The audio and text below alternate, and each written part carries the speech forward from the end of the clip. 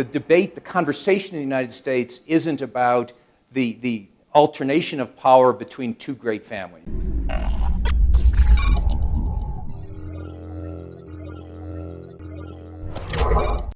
Because the families aren't great families. The Clintons are not like the Kennedys.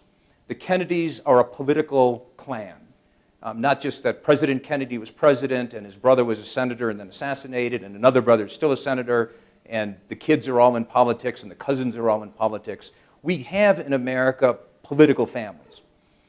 The Clintons aren't a political family. They're a political phenomenon. They really aren't. Chelsea may someday be a candidate, but she's a kid. So it's not the same. This is about Bill Clinton, yes, having been in power for 8 years, and now Bush, and we've had this period, but it really isn't, in my view, a sort of alternation of great political families. It happens to be the accident of a brilliant politician, Bill Clinton. We'll find out how brilliant a politician she is, that they're very good at what they do. It's almost accidental that they're married. She would have wanted to run for president whether she was married to me. This is a woman who always wanted power, who's a very political figure, and it isn't that she married into a political family, because the Clintons come from nowhere and will go back to nowhere when this is done. The Bush side's a little bit different.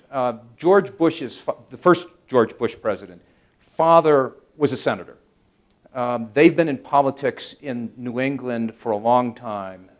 And yes, there's now several sons. 2 of them have been in politics within the party.